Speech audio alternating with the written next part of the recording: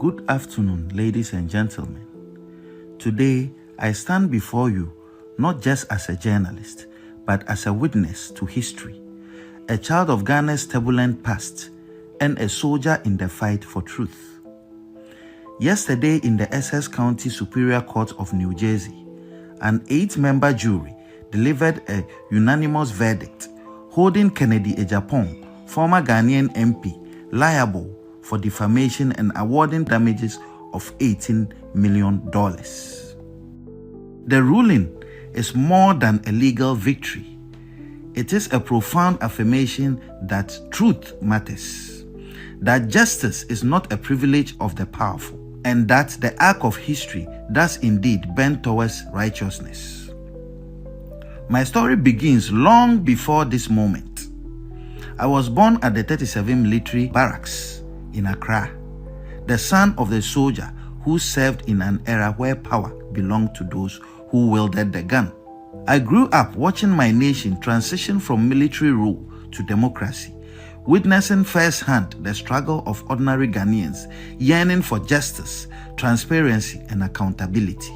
When Ghana finally embraced democracy, I knew that safeguarding it required more than just laws. It needed the unyielding courage of those willing to hold power accountable. That is why I chose journalism, not as a career, but as a calling. Over the years, my team and I have exposed corruption at the highest levels, from the corridors of politics to the halls of justice. But in fighting the corrupt, one becomes a target. Mr. Ejapong, in a desperate bid to silence me, labeled me a land grabber, an extortionist, a murderer, a tax evader, and a blackmailer who ought to be hanged. These were not just lies.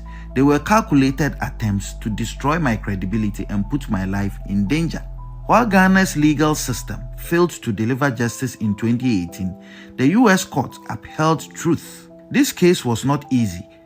Proving defamation in the United States requires establishing actual malice by a clear and convincing evidence standard, one of the highest legal thresholds in the world.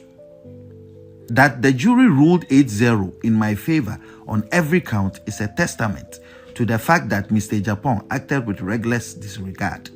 Regrettably, Ghana's justice system has not always lived up to the principles of fairness and impartiality. When I sued Mr. Ejapong in 2018, despite his inability to legally substantiate his allegations, the court ruled against me, with Justice Barr scandalously branding me a terrorist instead of adjudicating the facts before him. This miscarriage of justice was later condemned by Supreme Court Justice Kolende, who rightly described it as a violent abuse of judicial authority. My fight has never been for personal gain, but for the soul of Ghana's democracy. This victory in the US sends a powerful message. The media cannot be silenced, truth cannot be buried, and those who wield power must be held accountable. Let this moment be a wake-up call to all who seek to erode the foundations of justice in Ghana. Let it remind us that democracy is not just about elections, but institutions that uphold the truth, courts that deliver justice without fear or favor, and citizens who refuse to accept corruption as the norm.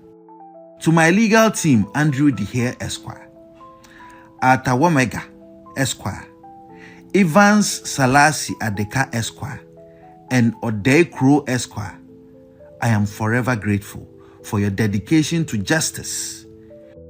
And to my supporters in Ghana and around the world, your unwavering belief in the fight strengthens my resolve. The battle against corruption continues. We will name shame and jail.